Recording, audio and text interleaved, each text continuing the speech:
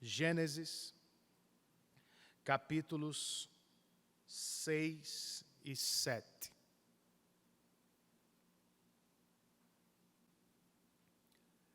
Não sei vocês, mas eu confesso que desanimei com os últimos decretos. As coisas estavam acontecendo.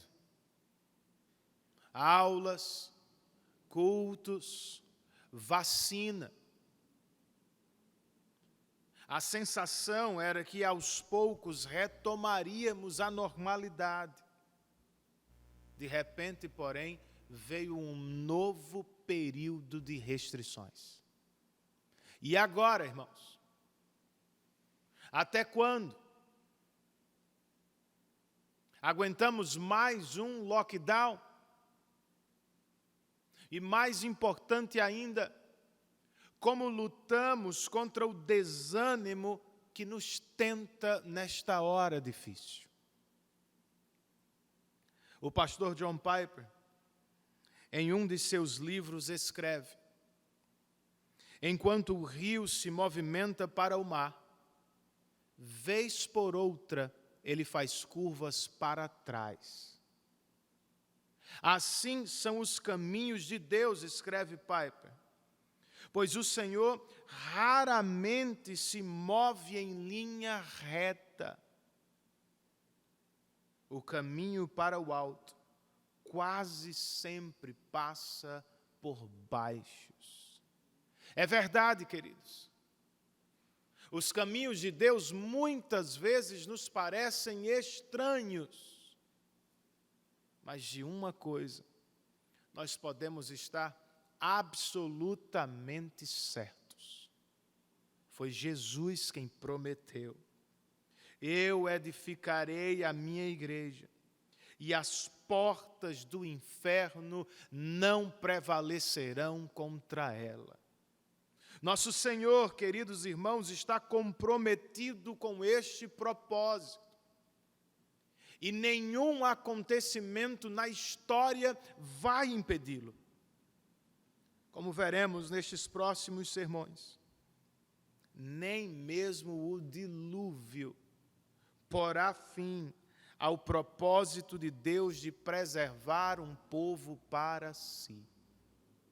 Portanto, confiemos nele.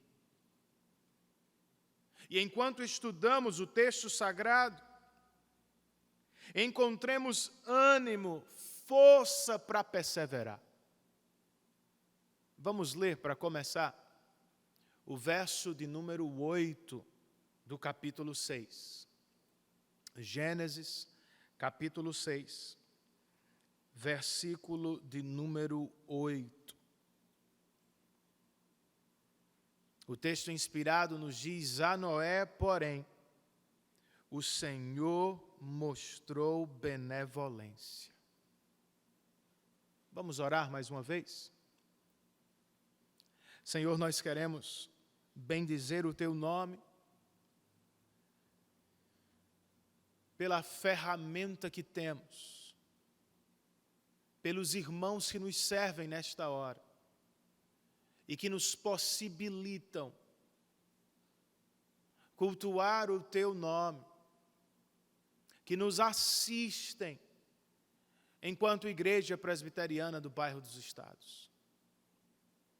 E agora que nos aproximamos de Tua palavra, Senhor, nós Te rogamos, Espírito Santo, use-a para fortalecer a nossa alma, pois nós queremos repetir as palavras do salmista, que há muito tempo escreveu: Tua palavra é o meu consolo no sofrimento.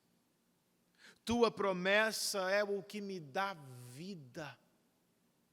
É como cremos, Senhor.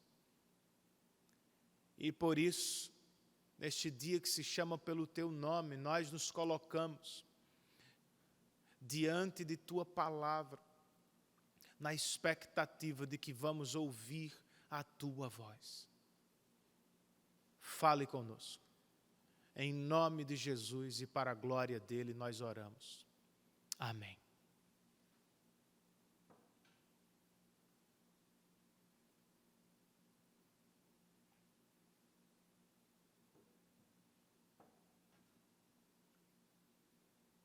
Moisés, como alguns de vocês devem saber, não é o único que escreveu sobre o dilúvio. Os mesopotâmicos, por exemplo, tinham sua própria versão deste grande e devastador evento do passado. Segundo o que escreveram, os deuses irados trouxeram o dilúvio por causa do barulho dos homens. Quando, porém, viram a força das águas, ficaram apavorados e terminaram fugindo. Só reapareceram mais tarde,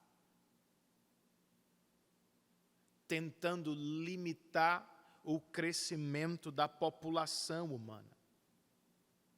Nada podia estar mais longe, queridos, do relato bíblico. Pois, de acordo com Moisés, Deus não está apenas irado. O Senhor está profundamente triste com o avanço do pecado. E, diferentemente dos deuses pagãos da Mesopotâmia, o nosso Deus não fugiu quando viu as águas. Ele mandou, controlou e terminou o dilúvio como Deus totalmente soberano. E como havia feito no jardim do Éden, ele abençoou Noé e sua família, dizendo: sejam férteis e multipliquem-se, ou seja, ele não limitou o crescimento da população, ele o abençoou. Ainda assim, mesmo diante destas diferenças, nós precisamos perguntar qual é o objetivo do autor sagrado com este relato. O que é que Moisés quer comunicar, irmãos, com o registro do dilúvio? Segundo Sidney Greidanos, um estudioso de Gênesis, a mensagem de Moisés é a seguinte: apesar de condenar o mundo por causa do pecado da humanidade, Deus, em sua graça, vai continuar o seu reino na terra através da preservação de um remanescente. Tal mensagem, queridos, deve ter alcançado o coração dos hebreus escravos, que, como Noé em seus dias, eram fracos e poucos se comparados aos egípcios e aos cananeus. Os primeiros leitores de Gênesis se perguntavam como vamos deixar a poderosa nação do Egito e como tomaremos a terra prometida. A resposta, segundo Moisés, é Deus. O Senhor vai julgar e condenar os povos aparentemente invencíveis. E vai continuar o seu reino na terra através da preservação de Israel. O mesmo o Senhor está fazendo agora, queridos. Apesar do avanço do pecado no mundo, Deus continua avançando o seu reino, fazendo prosperar o seu reino através da preservação de sua igreja. Essa mensagem também deve nos encher de ânimo e força em dias de crise. E a pergunta que precisamos fazer é: como vai acontecer? E o que podemos aprender com a primeira parte do relato do dilúvio? Vamos começar com a razão do dilúvio. Os 4 primeiros versos do capítulo 6 registram o seguinte: quando os homens começaram a multiplicar-se na terra e lhes nasceram filhas, os filhos de Deus viram que as filhas dos homens eram bonitas e escolheram para si aquelas que lhes agradaram. Então disse o Senhor: por causa da perversidade do homem, meu espírito não contenderá com ele para sempre, ele só viverá 120 anos. Naqueles dias havia nefilins na terra. E também posteriormente, quando os filhos de Deus possuíram as filhas dos homens e elas lhes deram filhos. Eles foram os heróis do passado, homens famosos. De acordo com o autor sagrado, a multiplicação e a perversidade da humanidade andavam de mãos dadas. A perversidade, como coloca um comentarista, é ressaltada aqui na demonização do casamento, na idolatria da violência e na abreviação da vida. Para melhor entender a situação, nós precisamos perguntar quem são estes filhos de Deus na passagem. Ao longo da história, já foram identificados como os descendentes de Sete, anjos caídos, semideuses e governantes déspotas. E agora, pastor, como escolhemos? O exercício que precisamos fazer, irmãos, é tentar ouvir o texto como os primeiros ouvintes, os hebreus. Onde eles estavam? No Egito. E como se via Faraó por lá? Como um Deus. Ao que tudo indica, os filhos de Deus deste capítulo, comenta João Calvino, são os primeiros homens poderosos e assustadores da história. Talvez fossem vistos mesmos como deuses ou semideuses, e certamente viviam sob a influência dos anjos caídos, dos demônios. Por isso foram idolatrados. Por isso tomaram as mulheres que queriam. E por isso Deus resolveu abreviar sua vida na terra. Os versos 5, 6 e 7 nos falam da avaliação do Senhor. O texto registra: o Senhor viu que a perversidade do homem tinha aumentado na terra, e que toda a inclinação dos pensamentos do seu coração era sempre e somente para o mal. Então o Senhor arrependeu-se de ter feito o homem sobre a terra, e isso cortou-lhe o coração. Disse o Senhor: farei desaparecer da face da terra o homem que criei, os homens e também os animais, grandes e pequenos, e as aves do céu. Arrependo-me de havê-los feito.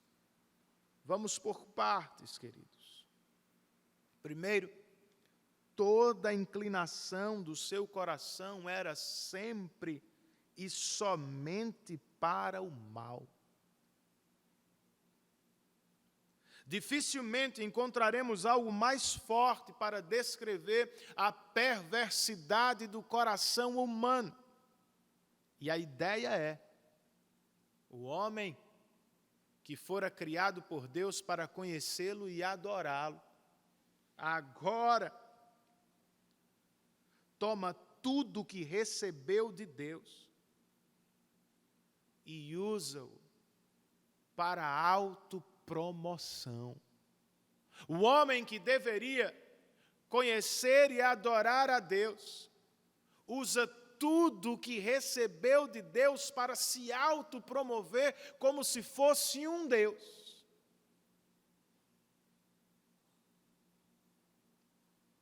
Então o Senhor se arrependeu.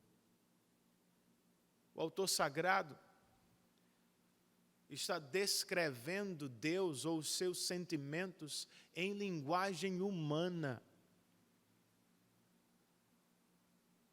Embora por natureza não tenha como se arrepender, nosso Deus não é um observador passivo.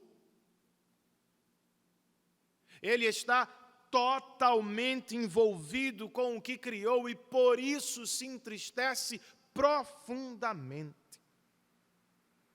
O que viu na terra cortou-lhe o coração. Por isso, o Senhor decidiu fazer desaparecer da terra o homem que criou. É uma declaração que antecipa e fundamenta o dilúvio que virá. Pastor, será uma destruição completa? Não haverá sobreviventes? O verso 8 nos responde, quando registra: a Noé, porém, o Senhor mostrou benevolência. Em outras palavras, Moisés está nos dizendo que, apesar da destruição do dilúvio, por graça, Deus vai poupar Noé. A iniciativa, vejam, foi de Deus. Por graça, Deus resolveu preservar um remanescente em meio à destruição que estava por vir.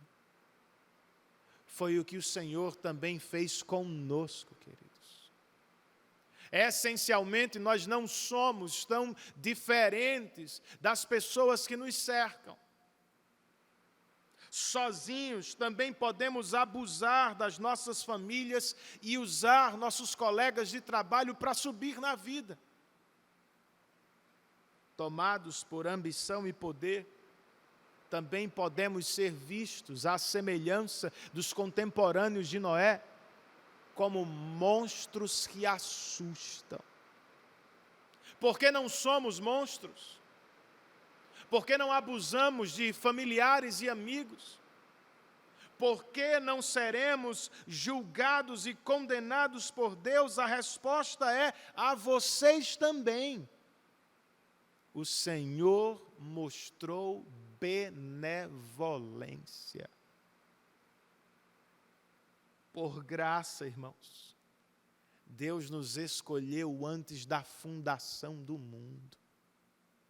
Por graça, Deus resolveu nos poupar de uma eternidade de sofrimento. Por graça, o Senhor está nos preservando em meio a uma geração corrompida e perversa.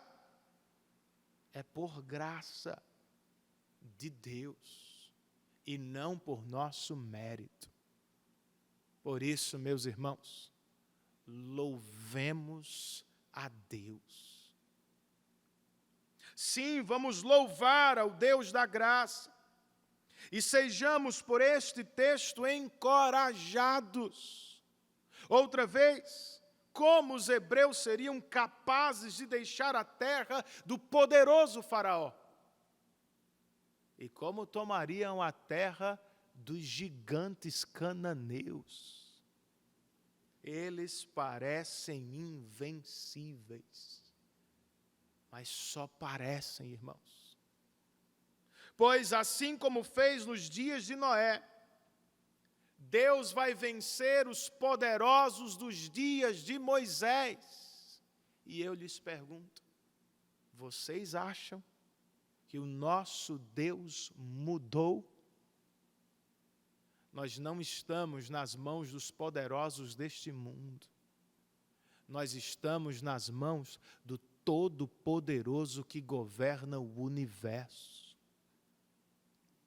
Em breve, por mais fortes que pareçam, os déspotas vão desaparecer desta terra e, por graça, nós seremos preservados para sempre. Se é assim que você crê, meu irmão, não se desespere nesta hora. Não se entristeça demais, minha irmã. O Senhor continua no controle. Ele não se afastou de seu povo. Ele vai nos levar até o fim para a glória de seu nome e a alegria dos nossos corações. Confiemos no Senhor. Sejamos encorajados por esta mensagem e tenhamos cuidado.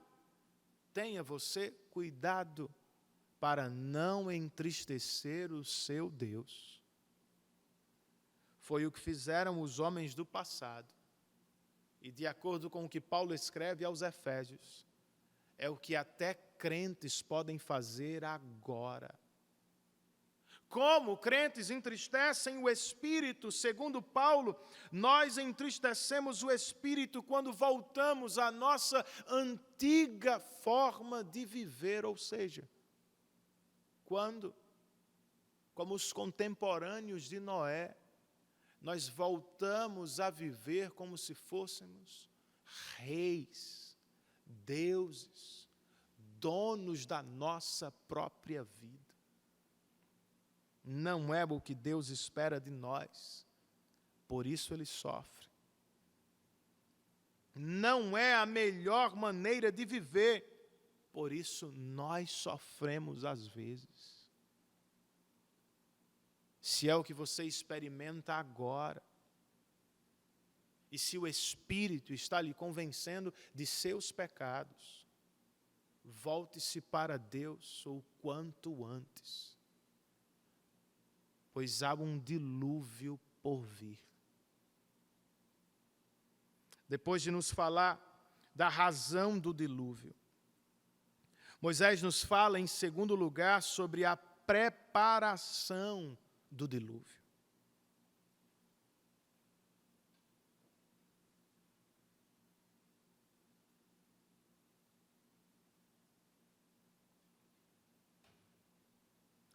Os versos 9, 10, 11 e 12 do capítulo 6 registram o seguinte: esta é a história da família de Noé.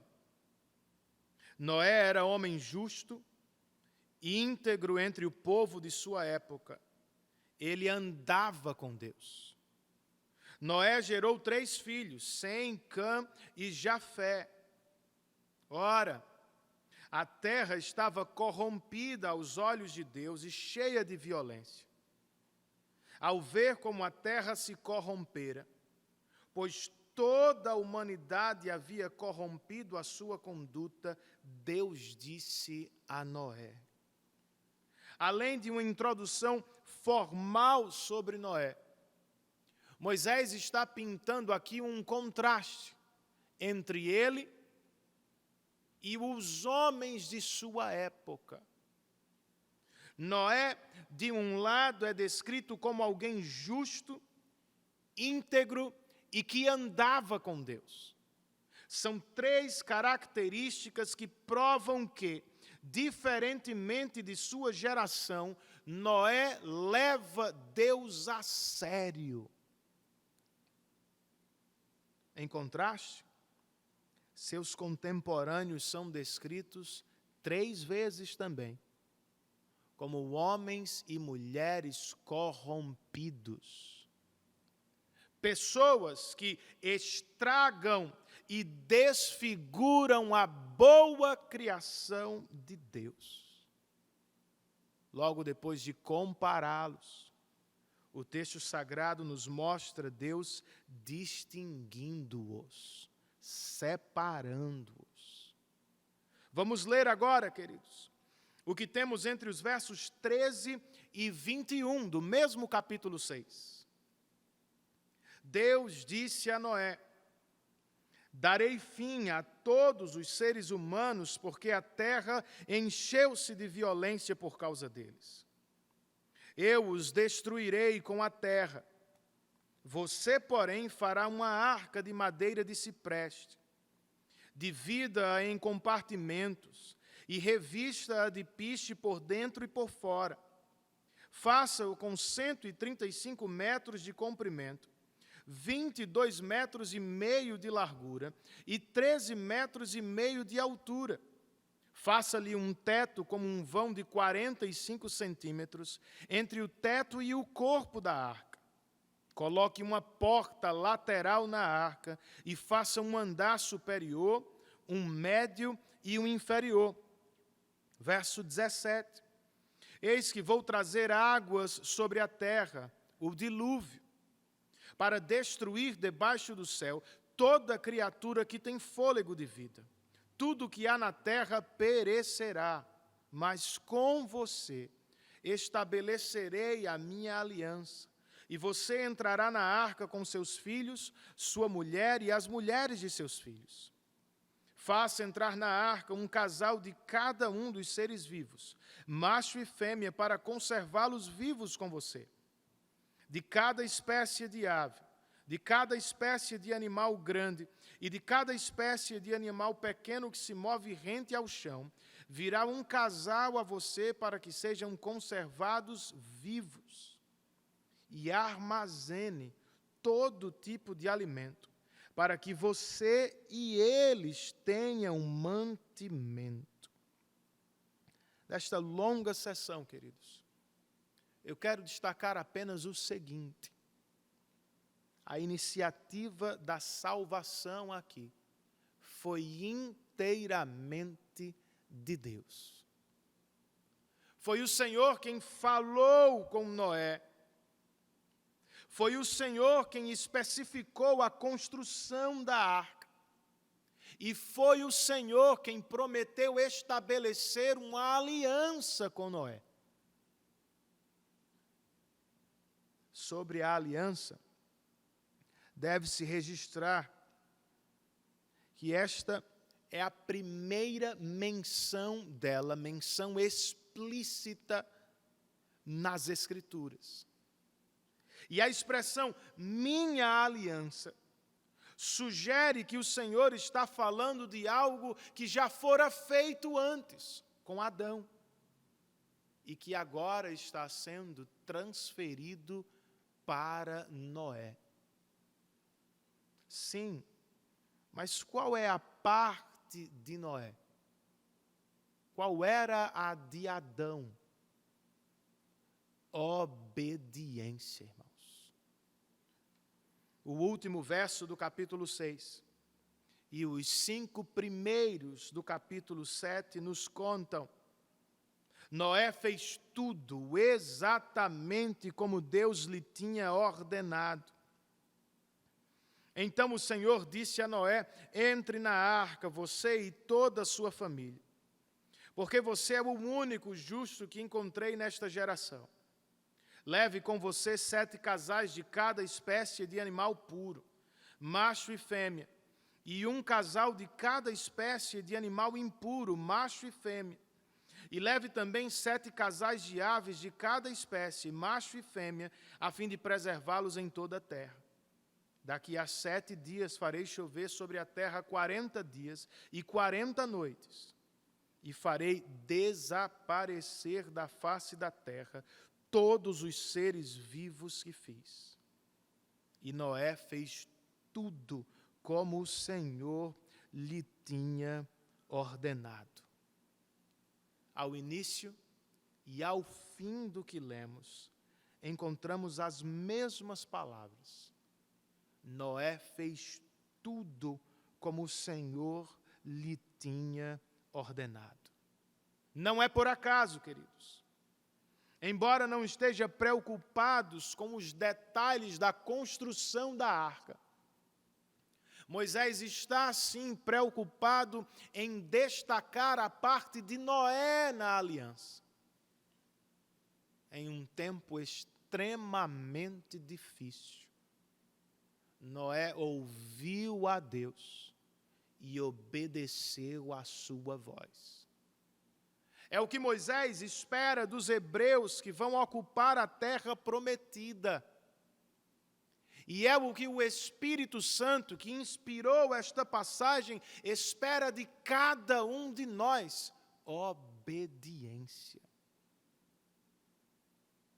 E é como tem que ser, queridos. Pois é a obediência que faz distinção entre os salvos e os não salvos. Quem entra na arca aqui?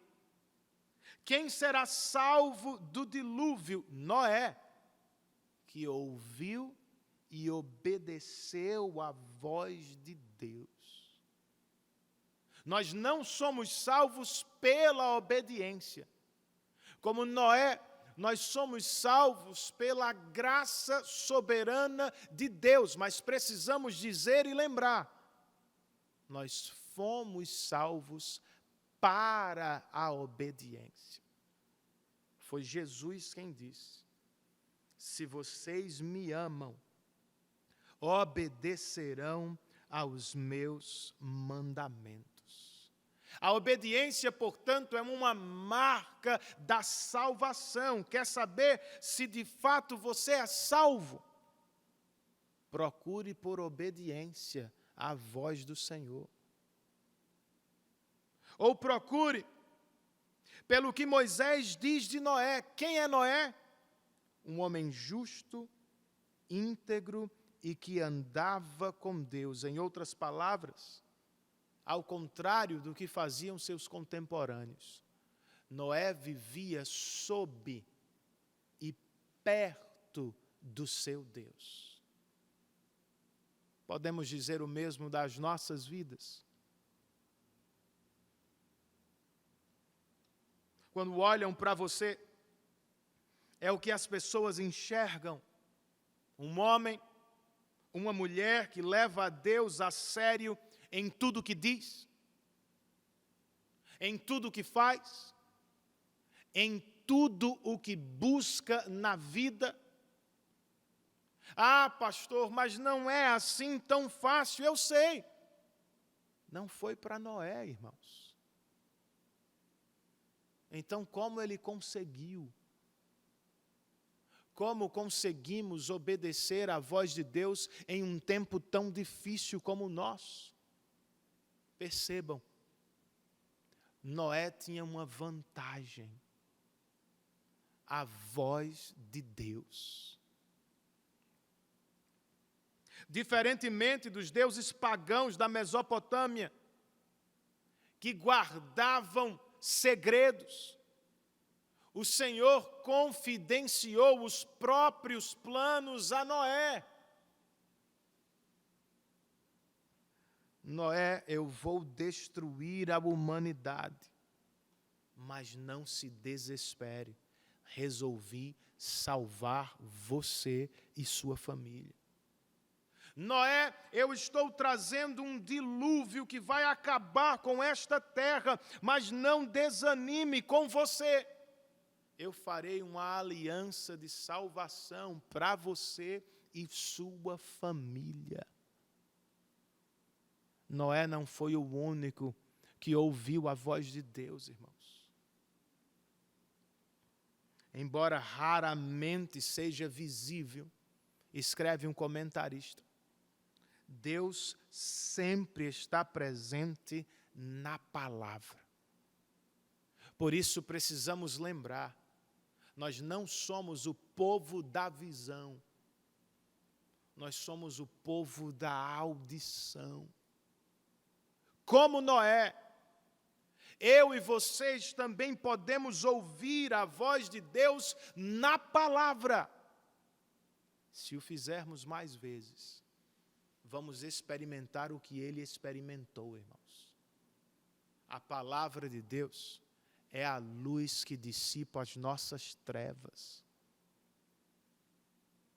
É a paz que traz calma ao coração. É o meio usado pelo próprio Deus para aumentar a nossa fé em tempos de crise e para derrotar os nossos medos. Se é assim, não fique apavorado com o dilúvio de más notícias na TV. Concentre-se na palavra do seu Deus. Irmão em Cristo, não se deixe vencer pelo desânimo. Encha a sua mente com a esperança que jorra incansavelmente da palavra de Deus. E depois, como disse Pedro de Noé, sejamos todos pregadores da justiça de Deus, ou seja, vivamos de tal modo a apontar e ilustrar a nossa fé em tempos de crise. Em quem confiamos de verdade? Onde está a nossa esperança? O que você realmente espera desta vida? Era como Noé vivia. Depois da razão e da preparação, Moisés nos conta para terminar sobre as águas do dilúvio.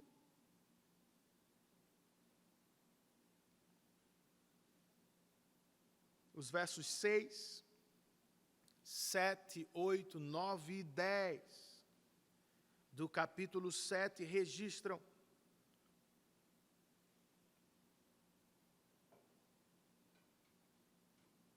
Noé tinha 600 anos de idade quando as águas do dilúvio vieram sobre a terra. Noé, seus filhos, sua mulher e as mulheres de seus filhos entraram na arca por causa das águas do dilúvio. Casais de animais grandes, puros e impuros, de aves e de todos os animais pequenos que se movem rente ao chão, vieram a Noé e entraram na arca como Deus tinha ordenado a Noé.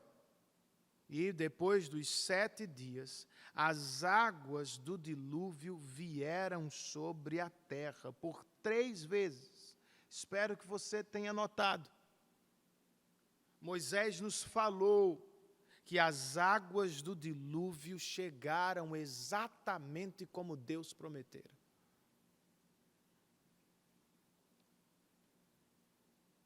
Em seguida, entre os versos 11 e 16, nós encontramos: no dia em que Noé completou 600 anos, 1 mês e 17 dias, nesse mesmo dia, todas as fontes das grandes profundezas jorraram, e as comportas dos céus se abriram, e a chuva caiu sobre a terra 40 dias e 40 noites. Naquele mesmo dia, Noé e seus filhos, Sem, Cam e Jafé, com sua mulher e com as mulheres de seus 3 filhos, entraram na arca. Com eles entraram todos os animais de acordo com as suas espécies, todos os animais selvagens, todos os rebanhos domésticos, todos os demais seres vivos que se movem rente ao chão e todas as criaturas que têm asas, todas as aves e todos os outros animais que voam. Casais de todas as criaturas que tinham fôlego de vida vieram a Noé e entraram na arca. Os animais que entraram foram um macho e uma fêmea de cada ser vivo, conforme Deus ordenara a Noé. Então o Senhor fechou a porta. 2 observações sobre o que acabamos de ler. A primeira, Noé, sua família e os animais entraram na arca como Deus ordenara. A segunda e mais importante observação, foi Deus quem fechou a porta da arca. Do lado de fora, o caos reina. Do lado de dentro, irmãos, Noé e os demais estão seguros, pois Deus decidiu salvá-los. E agora, chegamos à última parte do capítulo 7, que nos conta, do verso 17 ao 24, 40 dias durou o dilúvio, e as águas aumentaram e elevaram a arca acima da terra. As águas prevaleceram, aumentando muito sobre a terra, e a arca flutuava na superfície das águas. As águas dominavam cada vez mais a terra e foram cobertas todas as altas montanhas debaixo do céu. As águas subiram até quase 7 metros acima das montanhas. Todos os seres vivos que se movem sobre a terra pereceram: aves, rebanhos domésticos, animais selvagens, todas as pequenas criaturas que povoam a terra e toda a humanidade. Tudo o que havia em terra seca e tinha nas narinas o fôlego de vida morreu. Todos os seres vivos foram exterminados da face da terra, tanto os homens como os animais grandes, os animais pequenos que se movem rente ao chão, e as aves do céu foram exterminados da terra. Só restaram Noé e aqueles que com ele estavam na arca, e as águas prevaleceram sobre a terra 150 dias. Outra vez, a expressão que domina o que lemos é as águas. As águas aumentaram, subiram, dominaram e prevaleceram. E como resultado, todos os seres vivos, toda a humanidade, tudo que tinha fôlego de vida morreu. É uma cena e tanto. E certamente para os hebreus, ela retrata um dilúvio universal que exterminou da terra todo ser que respira. As águas, que antes foram cuidadosamente separadas por Deus, agora se juntam para destruir e purificar a criação corrompida pelo homem. E isso nos prova o seguinte, irmãos: Deus odeia o pecado e, por causa dele, condena o pecador. Foi o que fez no dilúvio, foi o que fez em Sodoma e Gomorra, foi o que fez na terra de Canaã, foi o que fez no deserto da peregrinação, foi o que fez no Calvário, onde Cristo morreu pelos pecados de seu povo. Todos esses juízos apontam para um juízo final e repentino de Deus, como foi nos dias de Noé, disse Jesus. Assim também será na vinda do Filho do Homem. Pois nos dias de Noé, o povo vivia comendo e bebendo, casando-se e dando-se em casamento, até o dia em que Noé entrou na arca. E eles nada perceberam, até que veio o dilúvio e levou a todos. Assim conclui Jesus: acontecerá na vinda do Filho do Homem. A pergunta é, querido, você estará preparado?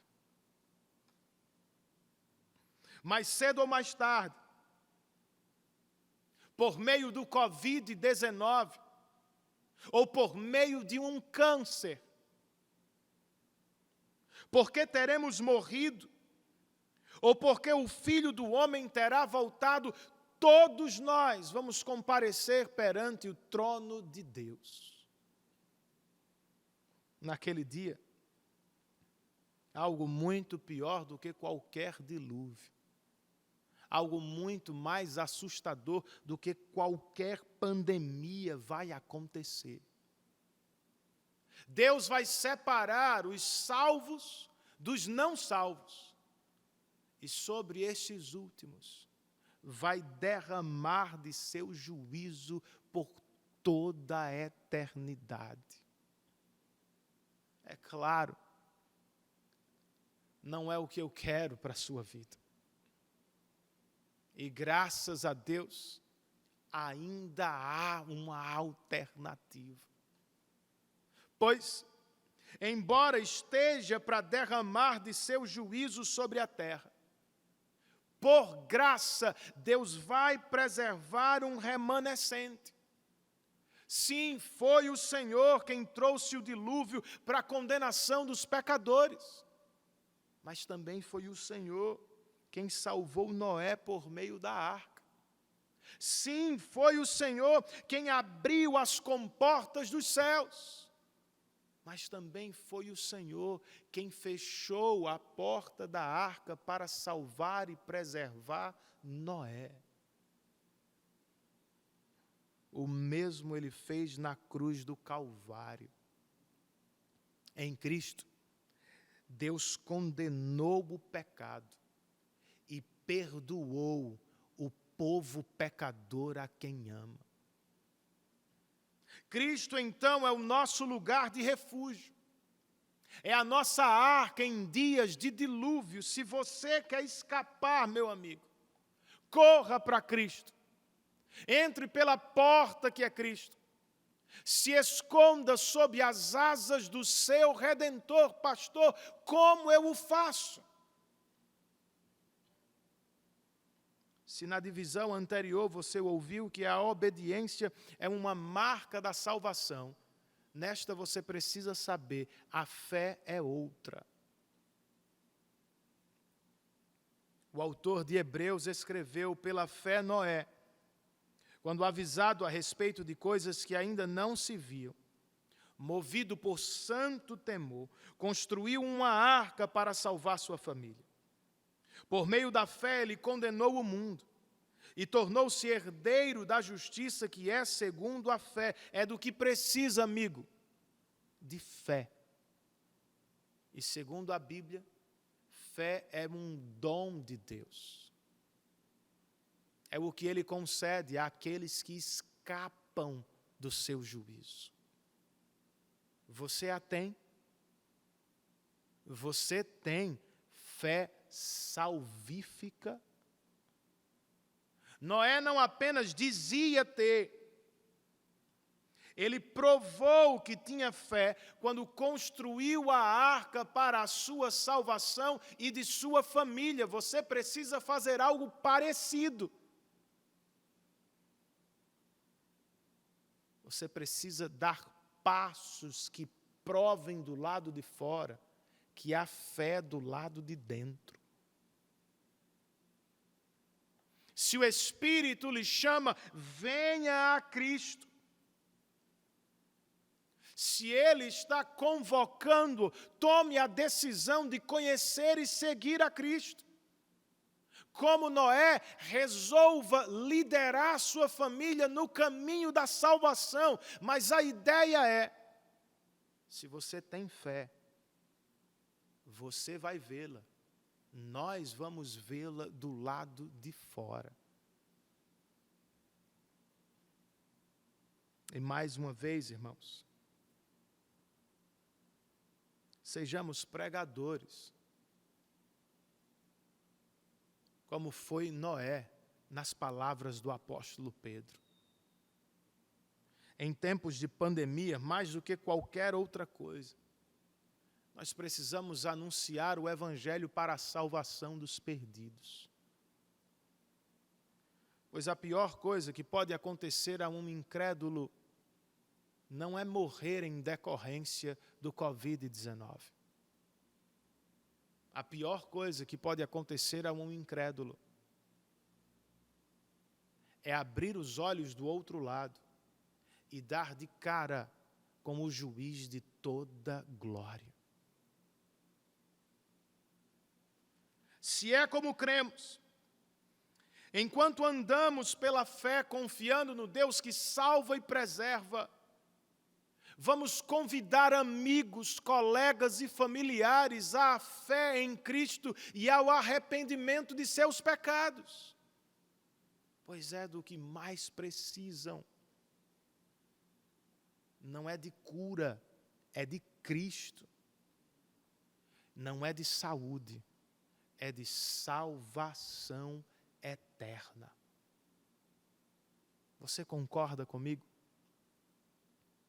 Se sim, vamos todos fazer guerra contra o desânimo que nos tenta neste tempo de pandemia. E em vez de nos entregarmos ao desespero da mente, a partir das inúmeras más notícias, vamos ouvir a voz do nosso Deus, irmãos. Se está confuso, lembre-se das palavras do pastor John Piper que citei mais cedo. Enquanto o rio se movimenta para o mar, vez por outra ele faz curvas para trás. Assim são os caminhos de Deus. O Senhor nem sempre se movimenta em linha reta, o caminho para o alto quase sempre passa por baixos, é assim mesmo. Se está com medo, lembre-se muito mais da promessa que Jesus nos fez. Eu edificarei a minha igreja, e as portas do inferno não prevalecerão contra ela. Jesus está totalmente comprometido com este propósito, irmãos. E nenhuma pandemia vai impedi-lo. Descansemos. Portanto, como cantou o salmista, à sombra do Todo-Poderoso.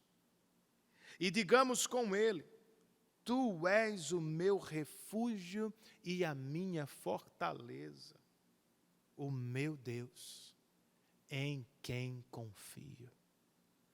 Curve a sua cabeça, feche os seus olhos e tome este tempo para orar, para falar com Deus, para descansar em Deus, para se alegrar no Senhor, para chorar na presença dEle.